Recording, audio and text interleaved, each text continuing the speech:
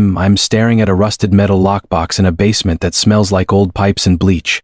My hands are shaking so bad I keep dropping the papers inside. Just 2 hours ago, I looked my elderly janitor in the eye and fired him right before Christmas. I told him he was dead weight, but looking at this stack of documents, I'm realizing I just fired the man who secretly owns the building I'm standing in. Hello friends, welcome to our story. Before we start, please like this video and subscribe. Also tell us in the comments where you are watching from. United States, Canada, London, maybe South Africa or Jamaica. Look, I'm not proud of how I handled things today. I'm really not. If I could take it back, I would. But when you're the CEO of a mid-sized logistics firm in Chicago, and it's the week before Christmas, the pressure, man, it does things to you. It makes you cold. It makes you forget where you came from. My name is Caleb. I'm 38 years old, and I've spent the last 5 years trying to prove I deserve to sit in the corner office on the 42nd floor. I'm the first black CEO this company has ever had.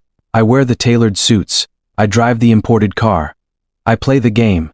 But the truth is, the board of directors has been looking for a reason to get rid of me since day one. This quarter, our numbers were down. Way down. The board meeting was scheduled for tomorrow morning, and I knew what was coming. They were going to ask for my head on a platter. Unless I showed them I could make the hard choices.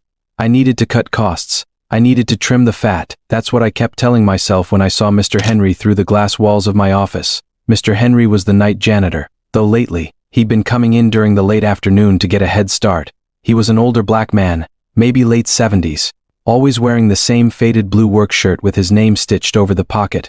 He had these thick, calloused hands that looked like they had been working since the day he was born. He was slow. He dragged his left leg a little when he walked, and he was always humming this low, raspy gospel tune under his breath. Seeing him out there, slowly wiping down the glass of the conference room, it just irritated me. I don't know why exactly.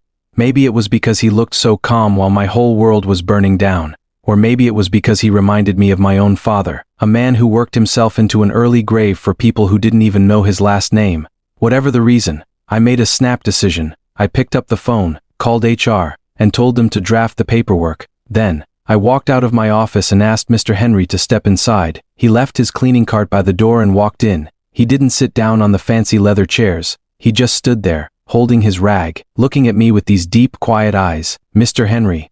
I started. My voice sounded fake even to my own ears. Too corporate, too stiff. Have a seat, please. I'm all right standing, Mr. Vance, he said. His voice was gravelly, soft. I swallowed hard. Look, I'll get right to it. The company is restructuring. We're moving to an automated cleaning service starting next year. It's a cost-saving measure across the board. I'm afraid today is going to be your last day. I braced myself. I expected him to get angry. I expected him to bring up the fact that it was December 21st, that Christmas was 4 days away. I even expected him to beg for his job. He didn't do any of that. He just slowly nodded his head. He didn't look surprised. He didn't look hurt. He just looked tired. I understand, he said softly. HR has put together a severance package. I pushed on, talking too fast now, just wanting it to be over. It's 2 weeks of pay. It's the best I could do under the current budget. Keep it, Mr. Henry said. I paused. Excuse me?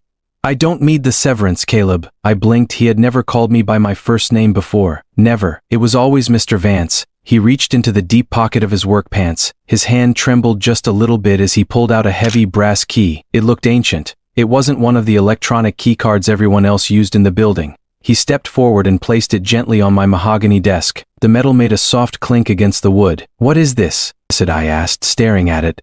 Locker number 4, down in the old boiler room in the basement. Mr. Henry said. He wiped his hands on his pants, like he was wiping away dust. You're going to need what's in there before your board meeting tomorrow morning. Mr. Henry, I don't have time for games. What's in the locker? He looked me dead in the eye. And for the first time, I saw a flash of something sharp in his expression. Your daddy warned me this day might come.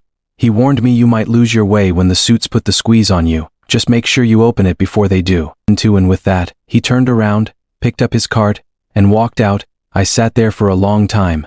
The silence in the office was suffocating. My heart was beating hard against my ribs. Why did he mention my dad? Dad died 15 years ago, broke and exhausted. He never had anything to do with this company. I built this from the ground up. I tried to go back to work. I tried to look at the spreadsheets, but my eyes kept drifting back to that brass key sitting on my desk. By 9 p.m., the floor was completely empty. The storm outside was picking up, snow whipping against the floor-to-ceiling windows. The building was dead quiet. I couldn't take it anymore. I grabbed the key, left my office, and took the service elevator all the way down to the basement. I had never actually been down here. It was a concrete maze of exposed pipes, humming electrical boxes, and yellow emergency lights that flickered and buzzed. The air was thick and warm, smelling heavily of rust and stagnant water. I wandered down a narrow corridor until I found a heavy steel door labeled Boiler Room Authorized Personnel Only. The door creaked loudly as I pushed it open. In the back corner, half hidden behind a massive water tank, was a row of old beat-up metal lockers. They looked like they hadn't been touched since the 1980s. I walked over to locker number 4. There was a heavy brass padlock hanging from the handle. I took a deep breath, my hands suddenly feeling clammy. I slid the key in. It turned with a heavy, satisfying click. I pulled the lock off and opened the squeaky metal door. Inside the locker, there weren't any cleaning supplies. There were no rags, no chemicals. There was just a large gray metal lockbox sitting on the bottom shelf. I pulled it out. It was incredibly heavy. I set it down on a nearby wooden workbench, unlatched the front, and flicked the lid open. My breath caught in my throat. The box was stuffed full of papers, but sitting right on top were stacks of pristine, uncashed paychecks. I picked the first stack up, my hands trembling. They were all made out to Henry Washington. They were issued by my company. I flipped through them. There were hundreds of them, dating back exactly 12 years the exact day I started this company. He hadn't cashed a single paycheck, ever. There had to be hundreds of thousands of dollars sitting right here. What the? I whispered to the empty room. Why would a janitor work for free for 12 years? Didn't make any sense. I dug deeper into the box. Beneath the checks was a thick, leather-bound folder. I pulled it out and opened it. The first document was a deed of ownership for this exact office building. The building I pay $500,000 a month to rent. The owner's name wasn't the faceless corporate real estate firm I thought I was writing checks to. The name on the deed was Henry Washington. My head was spinning. I felt like the floor was tilting beneath my feet. I flipped to the next page. It was a letter, dated yesterday. It was on the official letterhead of my board of directors. It was addressed to Mr. Henry. I read the first few lines, and my blood ran freezing cold. Dear Mr. Washington, as the majority shareholder of the building, and the silent debt holder of the company, we are writing to make our final offer. We will pay you $8 million cash for your voting rights.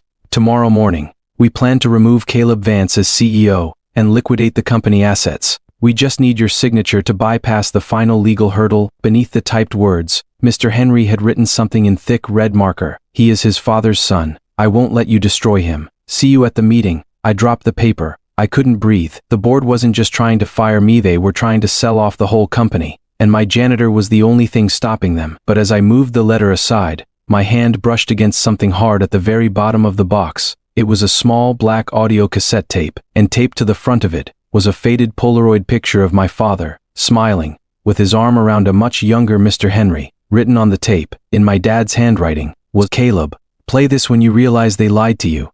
I haven't seen a cassette tape in, I don't even know, 10 years, maybe 15? Sid just stood there in the damp, humming basement, holding this little piece of plastic, staring at the faded photo of my dad.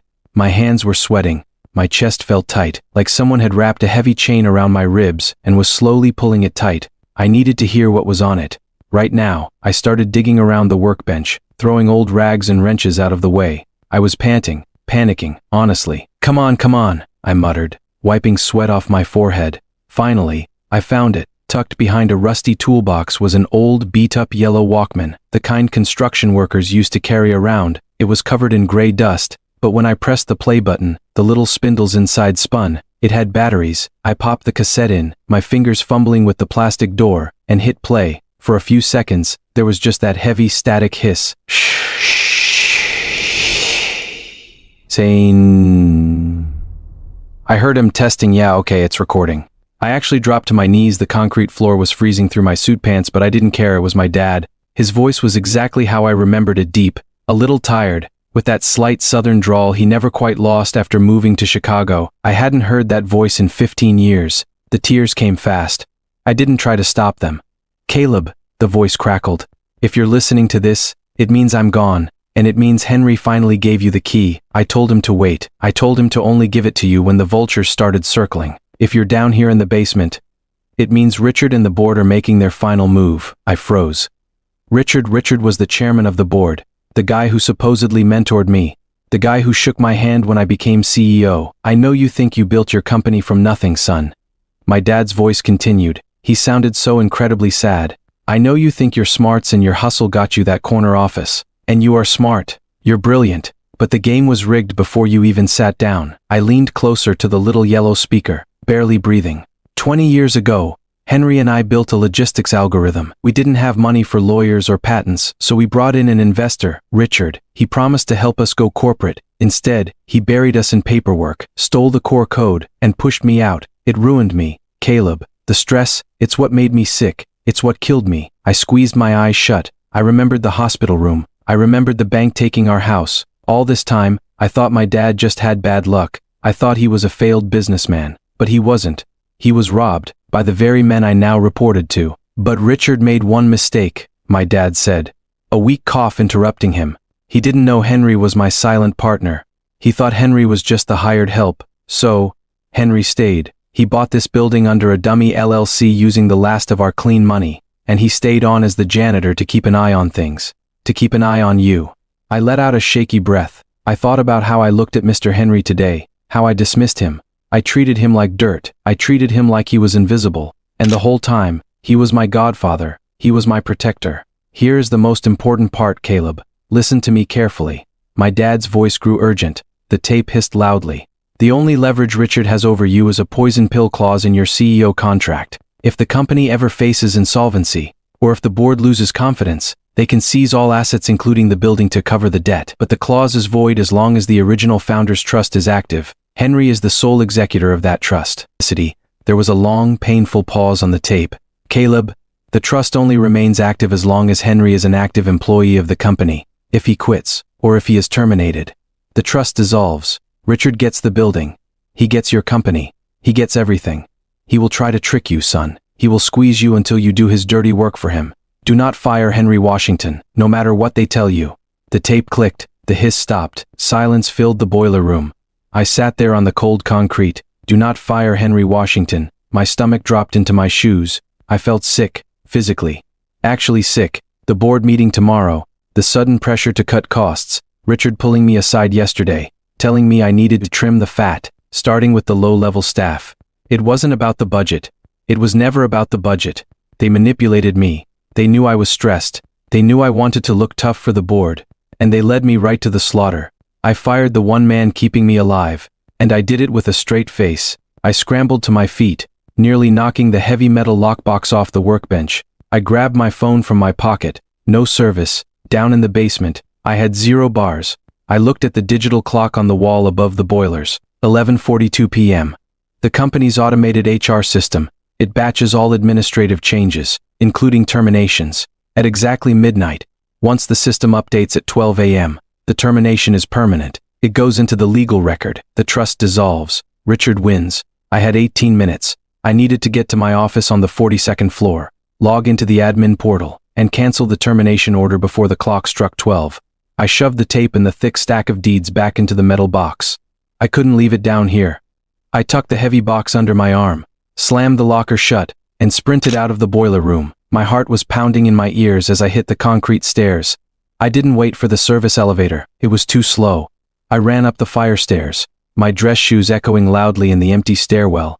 Clack, clack, clack. By the time I hit the 10th floor, my lungs were burning. I'm not in bad shape, but running upstairs in a tailored suit while carrying a 30-pound metal box is not easy. I finally stopped at the 15th floor, gasping for air, and burst through the door into the main hallway to catch the express elevator for the rest of the way. I slammed my hand against the up button. Ding. The elevator doors slid open. I stepped inside, swiped my executive keycard, and hit 42. The doors closed, and the cab shot upward. I watched the numbers tick by on the digital display. 25, 30, 35, 40. I glanced at my watch. 11:51 p.m. 9 minutes. I could make it. I just had to get to my desk, open my laptop, and click cancel. So that was it. The elevator chimed. Floor 42. The executive suite. The doors slid open. I stepped out into the plush carpeted lobby of my floor. It was completely dark, except for the moonlight coming through the glass walls. The storm outside was still raging. I hurried down the hall toward my corner office at the end, but as I got closer, I slowed down. Something was wrong. My office door, which I had locked hours ago, was wide open, and there was a light on inside, the soft warm glow of my desk lamp. I crept forward, my grip tightening on the handle of the metal lockbox. I peeked around the doorframe. Sitting in my chair, behind my mahogany desk, was a man. He was casually flipping through a file folder, a half-empty glass of scotch resting next to my computer. He looked up, a slow, greasy smile spreading across his face. It was Richard. "Hello, Caleb," he said softly, closing the file. "You're working awfully late tonight. Or, should I say, you were working." He reached over and gently closed the lid of my laptop. "I locked you out of the system 10 minutes ago," Richard said, taking a sip of the scotch. "It's over, son." I couldn't move. My feet felt like they were cemented to the plush carpet. "You locked me out, Benjamin?" I managed to say. My voice was just a dry whisper. I sounded like a little kid. Richard took another slow sip of his scotch. He looked completely relaxed, leaning back in my expensive leather chair. "Take a breath, Caleb. You look like you're about to have a heart attack. Sit down." "Get out of my chair," I said. My hands were gripping the metal lockbox so tight my knuckles were aching. "Get away from my computer, Richard, right now." He just chuckled. A low, wet sound that made my skin crawl. "Or what? You're going to call security? CD work for me? You going to call HR? Said they report to the board. It's over. The clock is running out, and there is absolutely nothing you can do about it." I looked at the digital clock on the wall above my office door. 11:53 p.m. 7 minutes until the system processed Mr. Henry's termination. 7 minutes until the trust died. My dad's legacy vanished, and this snake took everything. I set the heavy metal box down on a side table. My brain was racing, trying to find a way out of this. "Why?" I asked, my voice shaking a little. "You're already rich, Richard. You stole my father's code 20 years ago. You made millions off his back. Why do you need to destroy me too?" Sr. Day sighed, setting his glass down on the mahogany wood. He didn't even use a coaster. "Because you were getting too expensive, Caleb. And too independent. You actually started believing you were in charge." He reached into his suit jacket and pulled out a thick manila envelope. He tossed it onto the desk. It landed right in front of me with a heavy smack. "Open it," he said. I hesitated. I didn't want to play his games, but I needed to know what I was up against. I stepped forward, keeping my eyes on him, and slid the papers out of the envelope. I scanned the top document. It was a bank statement, an offshore account in the Cayman Islands. The name on the account was Caleb Vance. "What is this?" I muttered. Flipping to the next page, it was a log of wire transfers, huge amounts, 200,000 here, 500,000 there, all routed from the company's employee pension fund directly into this offshore account. I don't have an offshore account," I stammered. "You do now," Richard smiled. It wasn't a friendly smile. It was the smile of a predator. "I opened it 3 years ago using your digital signature. I've been slowly bleeding the pension fund dry, Caleb, funneling it right into your secret account." Stomach flipped over. The room actually started to spin. You framed me," I breathed out. "I secured my retirement," he corrected me smoothly. "The board is going to audit the company tomorrow morning. They're going to find a massive hole in the pension fund, and they're going to find all the digital fingerprints leading straight back to the CEO. I felt sick. I actually thought I might throw up right there on the carpet. It wasn't just about taking the building from Mr. Henry. It wasn't just about liquidating the company. If I fought him, he was going to send me to federal prison. "So here is how this is going to play out," Richard said. Standing up, he buttoned his suit jacket, suddenly looking very tall and very dangerous. "You are going to take that metal box, and you are going to hand it to me then. You are going to walk out to the elevator, go down to your fancy car, and drive away. If you disappear quietly, I won't hand those bank statements over to the FBI. You lose the company, but you get to keep your freedom." I looked at the clock. 11:55 p.m. 5 minutes. "If you don't give me the box," Richard continued, his voice dropping an octave, "I call the police right now. I tell them I caught my disgraced CEO trying to destroy evidence of his embezzlement. You'll be in handcuffs before 1 a.m. I looked down at the papers in my hand. I thought about my dad. I thought about how he died in a cheap hospital bed because of the stress this man caused him. And I thought about Mr. Henry, quietly pushing a mop for 12 years just to protect me from this exact moment. They gave up everything for me. I wasn't going to let Richard win. I couldn't. "You locked my laptop," I said quietly. "I locked your entire executive profile." Richard said, "You don't exist in the system anymore, Caleb." "Right, but the HR termination system requires a root server override if you want to stop a scheduled action." I mumbled, half to myself. My heart was pounding so hard I could hear the blood rushing in my ears. Richard frowned. "What are you talking about?" "See, the laptop uses Wi-Fi. It pings the cloud," I said, looking up at him. But the master terminal, the hardwired one that connects directly to the building's physical root server, is in the boardroom. Richard's face dropped. Just for a second, the smug mask slipped. Don't be stupid, Caleb. I didn't think, I just moved. I grabbed the heavy metal lockbox by the handle and bolted for the door. Hey! Into Richard yelled, lunging across the desk. His hand caught the fabric of my suit jacket, but I spun hard, tearing the fabric, and shoved him back. He stumbled against the wall, knocking over a potted plant with a loud crash. I ran out into the dark hallway. The boardroom was right next door. It was a massive glass-walled room with a 20-foot oak table. I shoved the heavy glass door open and rushed inside. The room was pitch black, lit only by the lightning flashing outside the windows. The storm was rattling the glass. I ran to the head of the long table. Underneath the wood, hidden behind a panel, was the emergency IT terminal. We only used it during massive power outages to save the company's core data. I dropped to my knees, practically throwing the lockbox onto the floor, and ripped the wooden panel away. There it was, a small glowing keyboard and a built-in screen. I checked my watch. 11:57 p.m. 3 minutes. I typed in my master admin password. My fingers were shaking so badly I messed up the first time. Error. Invalid password. Come on, come on, come on, come on, I begged, tears blurring my vision. I wiped my eyes and typed it again. Slower this time. Access granted. The screen lit up green, casting a sickly glow over my face. I could hear Richard out in the hallway, yelling on his phone. He was calling building security. I didn't have much time. I quickly navigated through the clunky text menus, system settings and GT. Tout personnel et GT. Scheduled actions and GT. Missions. There it was, Washington, Henry, scheduled. 00000000000. I highlighted it.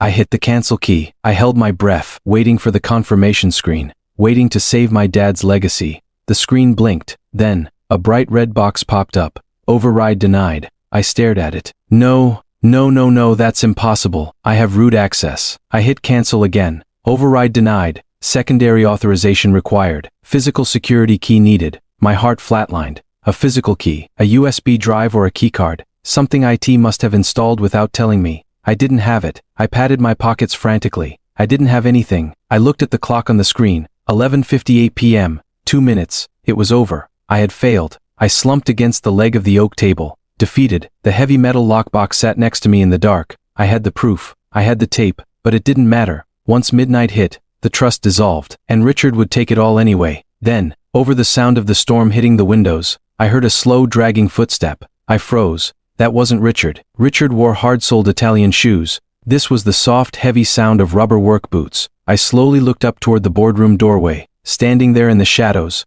silhouetted by the lightning outside, was a man. He was holding a cleaning rag in one hand. You make a pretty big mess for a smart kid, Caleb. A raspy voice said. It was Mr. Henry. And in his other hand, dangling from a silver chain, was a heavy black USB drive. He stepped into the boardroom, his eyes locking onto the glowing terminal screen. You want to cancel that order? Or should I? I couldn't speak. My mouth was completely dry. I just stared at Mr. Henry, standing there in his faded blue work shirt, water dripping from his boots onto the expensive boardroom carpet. He didn't wait for me to say anything. He just limped past me, his heavy boots making dull thuds on the floor, and crouched down next to the hidden terminal. Move over, son, he said. His voice wasn't loud, but it had a weight to it, a quiet authority I had never heard from him before. I scrambled backward, giving him space. He took the heavy black USB drive from its silver chain and slid it into the port on the side of the terminal. I watched his hands. All year, I had only ever seen those thick, calloused hands holding a mop or a trash bag, but the second they touched that glowing keyboard, they changed. They were fast, incredibly fast. His fingers flew across the keys, typing out lines of command code I barely even recognized. He wasn't guessing. He knew exactly the architecture of the system, because he built it. 11:59 p.m. Mr. Henry, I stammered, my voice breaking. I'm so sorry, I didn't know. Keep your eyes on the screen, Caleb, he said softly, not missing a keystroke. A new prompt popped up, replacing the red warning box. Override authorization founder level admin. Mr. Henry hit the enter key with his thumb. The screen flashed a bright solid green. Action cancelled. Employee status active. I looked up at the digital clock on the wall. The numbers ticked over. 12:00 a.m. Midnight. I let out a breath I felt like I had been holding for an hour. All the strength left my legs. I just sat there on the floor, leaning back against the heavy oak table, staring at the ceiling. We did it. The termination didn't go through. The trust was still alive. Suddenly, The heavy glass doors to the boardroom flew open. "There he is!" a loud voice barked. It was Richard. He marched into the dark room, flicking on the main overhead lights. The sudden brightness made me squint. Behind him were two building security guards. They were big guys, hands resting on their utility belts. Richard looked at me sitting on the floor, then looked at the digital clock. His face broke into a massive, greasy grin. 12:01, Richard announced, clapping his hands together slowly. "The witching hour has passed. You missed the deadline, Caleb. It's over." He turned to the security guards. "This man no longer works here. He's trespassing. And I have reason to believe he's been tampering with company financial records. Grab him and call the police." The guards took a step toward me. I tensed up, ready to fight, but before I could even stand, Mr. Henry slowly pushed himself up from the terminal. He grabbed a rag from his back pocket and wiped his hands. "Hold on a second, boys," Mr. Henry said. His voice echoed slightly in the large room. Richard stopped smiling. He looked at Mr. Henry like he had just noticed a stain on his shoe. "Henry, I suggest you take your card and go clean the lobby. You're out of a job too. But if you leave quietly, I won't have you arrested along with him." "I don't think you're going to be arresting anybody tonight, Richard," Mr. Henry said. Walking over to the metal lockbox sitting on the floor, he picked it up and placed it right in the middle of the expensive boardroom table. "What is this nonsense?" Monsieur Day snapped. "Guards, get them both out of here." "Actually," Mr. Henry said, unlatching the box, "these guards work for the building management company, and since I own the building, they work for me."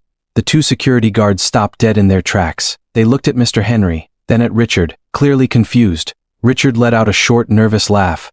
"You own the building? And you're a senile old janitor, Caleb. Is this your final play? As to having the cleaning staff lie for you?" Mr. Henry didn't argue. He just reached into the box and pulled out the thick leather folder. He flipped it open and slid a heavy yellowed document across the table toward Richard. "That's the deed, Richard. Registered to my LLC 12 years ago," Mr. Henry said calmly. "And underneath it is the original founder's trust, the one you thought you bypassed." Richard stepped up to the table. He snatched the paper up, his eyes darting back and forth as he read it. I could literally see the blood draining from his face. He went pale, like ghost pale. "No," Richard whispered. "No, this was supposed to be voided at midnight. Caleb fired you." "He tried," Mr. Henry said, a tiny hint of a smile on his face. "But I overrode the system at 11:59 a.m. I am still an active employee. The trust is ironclad, and because you just attempted a hostile takeover to dissolve that trust, you triggered Clause 7. Mr. Henry tapped the bottom of the page with his thick finger. "The ink on this contract is 20 years old, Richard," Mr. Henry said, his voice dropping into something hard and unyielding. "You signed it thinking me and Caleb's dad were just dumb kids you could push out, but we made sure to put a poison pill in there for you too. Clause 7 states that if any board member attempts to seize company assets through fraudulent means, their shares immediately revert to the original founders, or in this case, the sole executor." "Fraudulent means?" Into Richard scoffed, his voice pitching up, panicked now. "You can't prove fraud. See, Caleb embezzled millions from the pension fund. Yes, I have the bank statements, into the offshore accounts." Mr. Henry sighed. He reached into his pocket and pulled out the black USB drive. He tossed it onto the table. It slid across the polished wood and stopped right in front of Richard. "I've been cleaning this building for 12 years, Richard," Mr. Henry said quietly. "You think I just empty the trash? So too, I have physical keys to the server room. I've been watching your data traffic for 3 years. I know exactly how you routed that money to frame Caleb. I have the actual IP logs. I have your digital signature. It's all on that drive." Richard stared at the little black piece of plastic like it was a live grenade. His hands started to shake. "You..." Richard stammered, looking at Mr. Henry. "You're just a janitor?" Mr. Henry finished for him. "Yeah, I am. And you're fired." Mr. Henry looked past Richard to the two security guards. "Gentlemen, Mr. Vance and I have some family business to discuss. Please escort this man off my property. If he resists, call the police and tell them we have an embezzlement suspect." And the guards didn't hesitate this time.